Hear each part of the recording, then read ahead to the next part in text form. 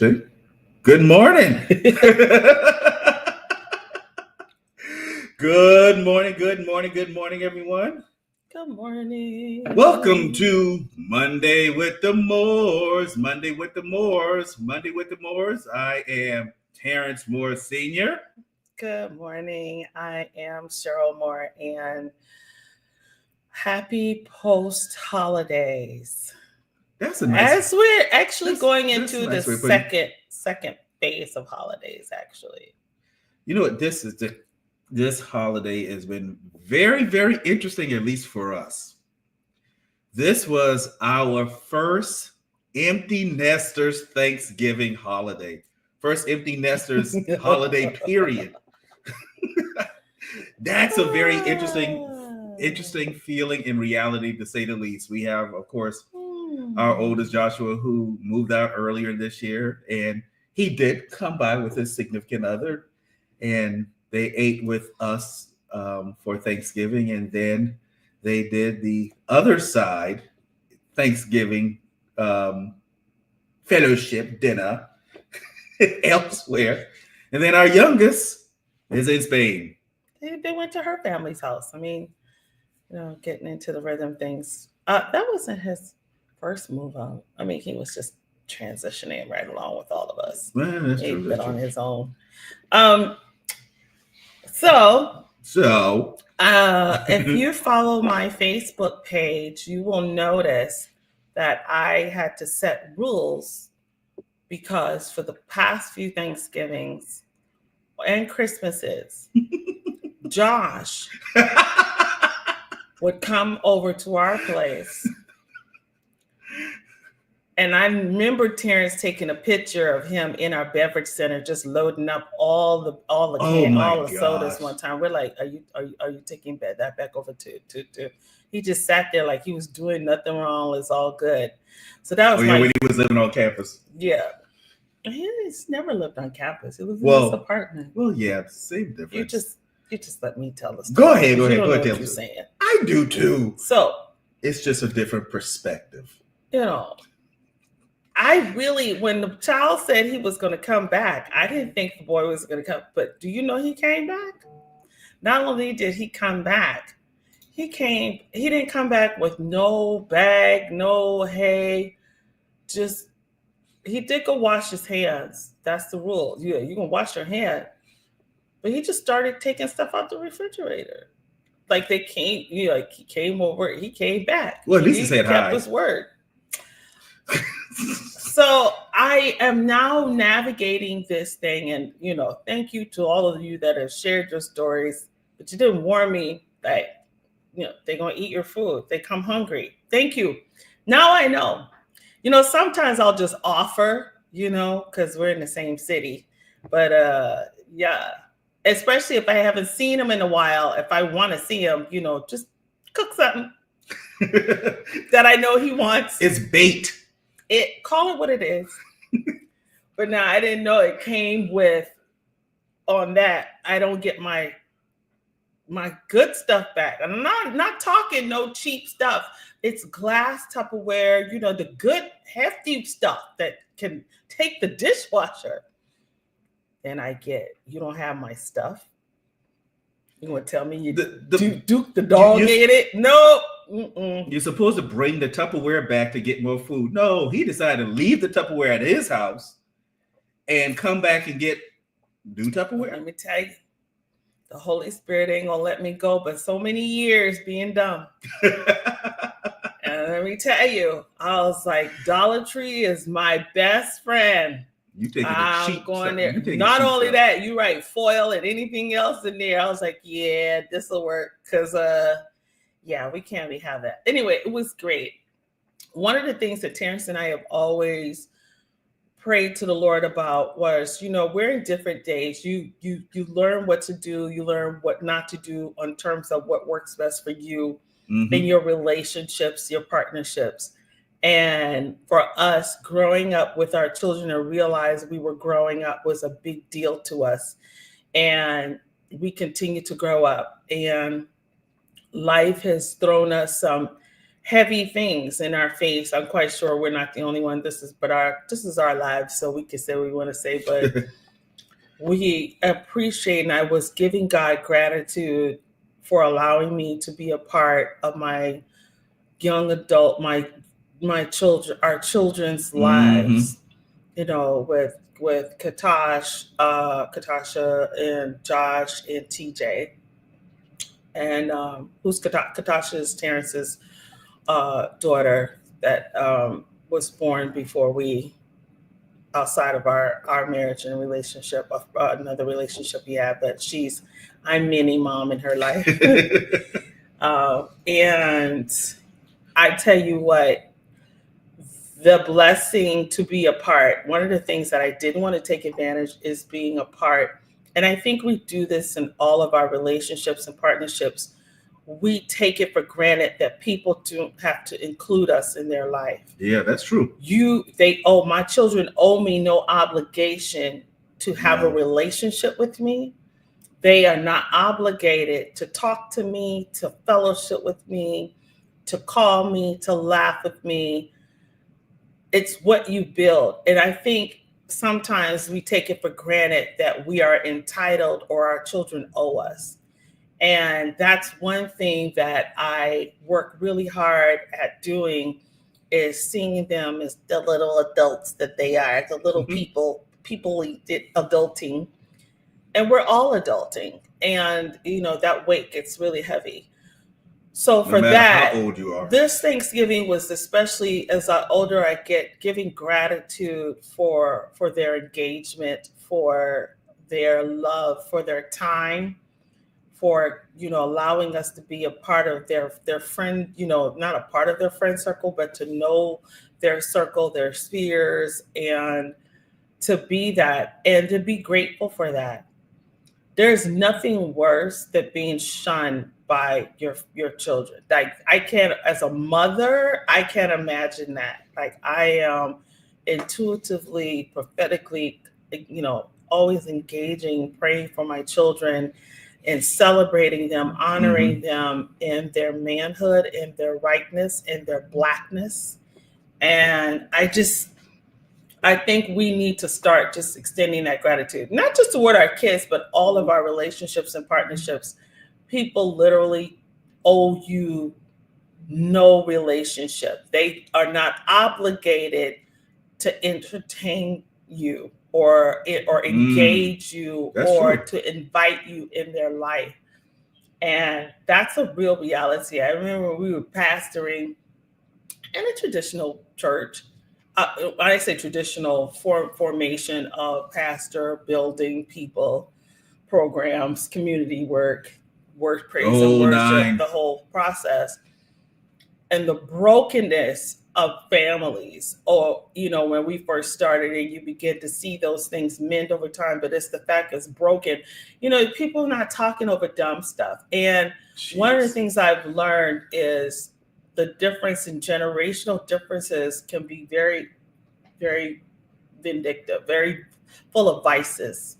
So anyway, I'm grateful. You know, even with the things that you say that there are some things that are dumb, but there are some things that are, you know, really real situations that cause division between parents and children, and or families and children. And part of that is unaddressed issues, things that are unspoken, unaddressed, things that are accepted but not necessarily good or righteous or right, and if knowingly creates division in the family, and the family is okay with the division. The other thing I like what Cheryl said was that I don't know if it's so much about being okay with it. I think that people, if it's unaddressed. Well, certain things can be unaddressed because, you know, the other party is just simply not there. You know, that's just not in a parent-child relationship. If I know you're not fixing to hear me at some point, I'm going to have to keep it moving, because one of the things, the hard lesson that I had to learn in life, I mean, when I tell you hard, well, go ahead. I cannot change people. I can't change your mind. That's not my job. And I would find myself trying to convince somebody get acceptance from somebody, have somebody respect me or see me differently, I can't do that.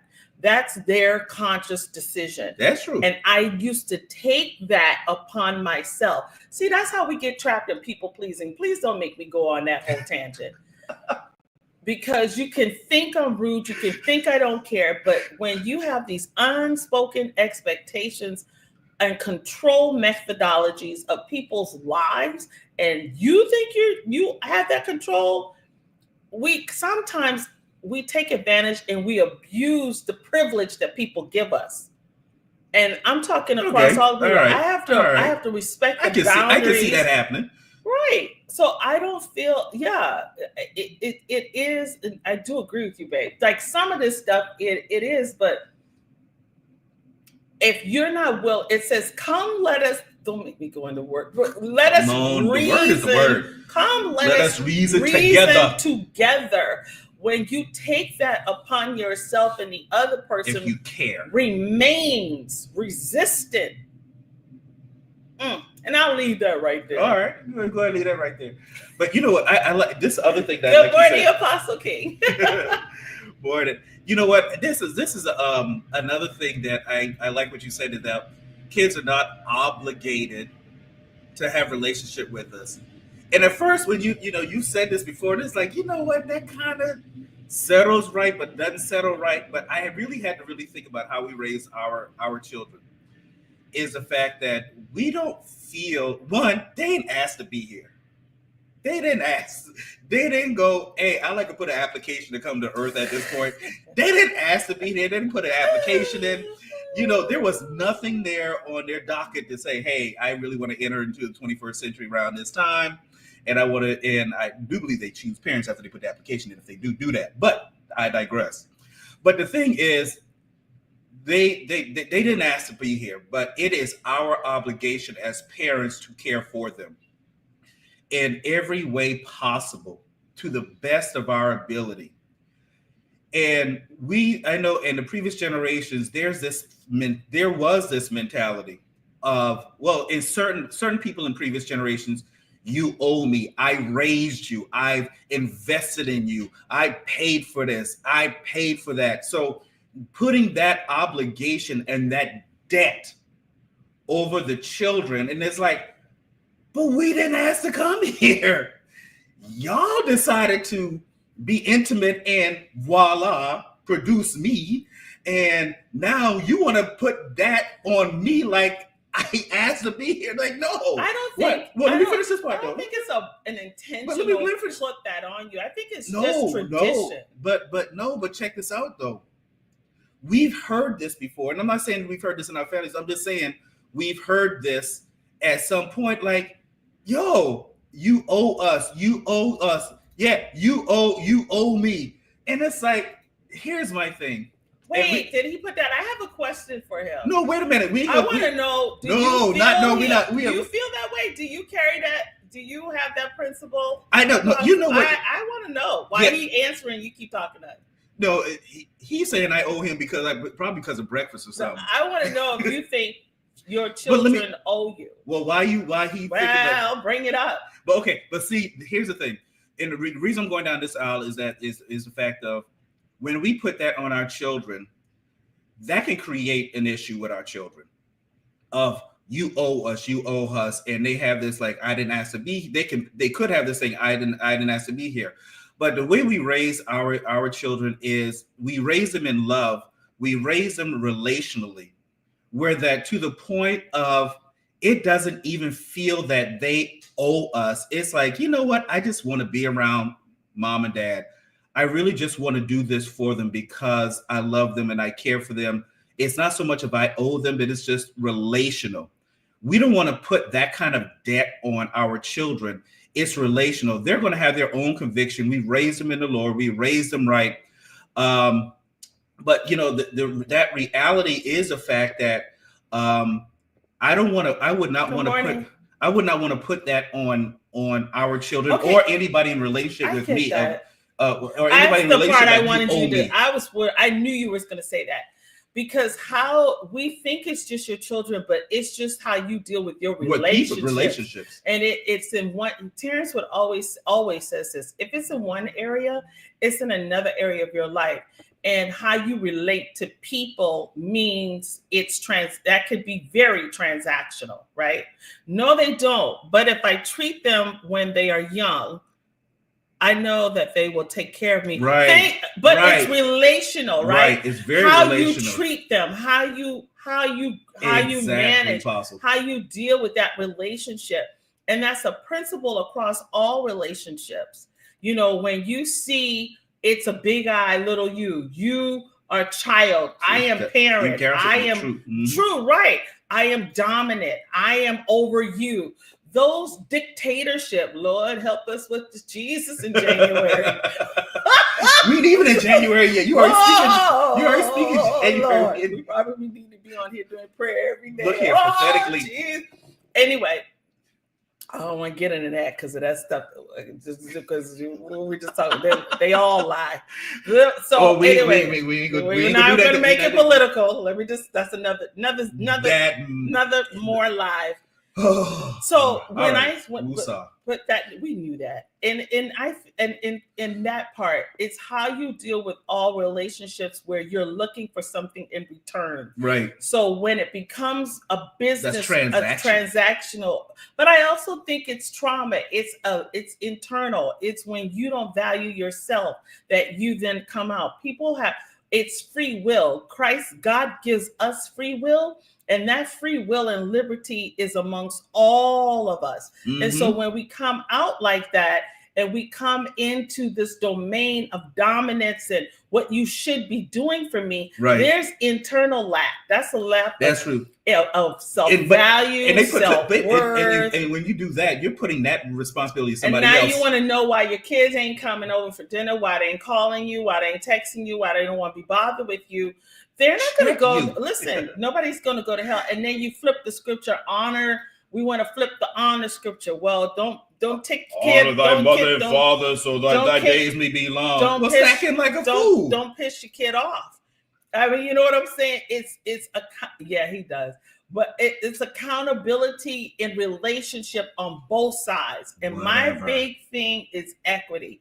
Is it equitable? Is it equitable? If it's equitable, it's going to be honorable. That's true. And that is it honorable, or is it a do this for me, please me? So it goes back to people pleasing. People pleasing, tit for tat, you do for me. Oh, quid pro quo. That's what I was looking for. You do for me, I do for you. That's not relational. That's very transactional. It is very transactional. And that's not relationship. And I think this is where we miss in society. But we do that in marriages, right? We miss the relationship. We become too transactional in marriages, relationships, in friendships, acquaintance. This is not a business. This is relationship. And then also, even in business, it's relational. And partners feel, customers feel when they are just a part of a transaction. If they know that they're part of a transaction, they're not going to be loyal to you. They're not going to always come to you or use your services or use your products. They know that they're just a piece. They're just a part of the cog in your machine. And people are looking for a relationship, again, in business, in politics, or whatever the case is. Personally, relationship is very real. Yeah. And when you lose a relational aspect, when you lose a humanity of relationship, there is so much that is lost. We're seeing that in the world. We are seeing that in families. We're seeing that in communities. People have lost humanity, and as a result, have lost the sense of relationship. Mm. And we have to really get back to God, get back to center, get back to humanity, get back to collectivism. Get back to it is not just I, it truly is we. Yeah. We are part of the collective. That's good. We are part of the one. We are one people, one humanity. Yes, we are diverse, but we are still one. Yes, we want to be inclusive, but we are still one. We're still one people, one creation. And when we lose that and we become so siloed and isolated and divisive, it creates so much drama and it creates a lot of trauma. Why do we want to create drama and trauma in our relationship, in our families, in our communities, is because we have our own underlying hidden agenda of what we want. We become so colonized in our mindset that we have lost this sense of community, and that is so wrong in this time. Yeah. I love what you bring up, because my big hinge is humanity, and the older I've gotten is, really moving through and living life through and leading through the lens of humanity. Yes, yes. And we are moving into, which is a big passion of mine, a big area of interest. It's always been in career, in profession, and knowing that the human species is dying out and it's being replenished by robotic automations, robots and automation. Right. And in the digital age has carries that currency. And we are not in a state of readiness to honor and to give reverence to the life of one another. There's a lot of equality where I am more important than you, you are more important than me because of who I am, because of titles, because of positions, because of this and that. And unfortunately, it has really filtered and fallen over. It's bleeded over into what we call family values. Right. And family traditions. And we created a false hierarchy in our family. Love thy neighbor as thyself. And that includes my children, includes my parents, includes our daughters, our sons, Yes. our children, our siblings, other human beings. We are beings, all one. And at times our own selfish need, our own selfishness. And I think being an empty nester in the true form, we've had other forms, but in the true form, I've seen that and reflected on that so much more in terms of what are my values, and keeping things not updated, not continuous.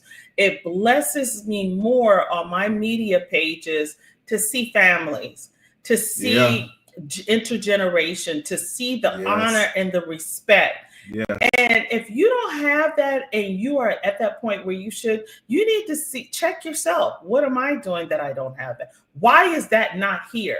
You can't force people to do things, but you can bring reconciliation. There is reconciliation. There is to reconcile, but you don't put that blame and you don't see that out of your eye opening shouldn't see obligation. It should see it. As we end this today, I'm going to say this. Especially I'm talking about our race, our people, we have to move from obligation to see opportunities. Obligations that I owe you. We are very obligated, and that comes out of our history of enslavement. It comes out of entitlement. It comes out of the residue of injustice, and we put that on each other. We put those.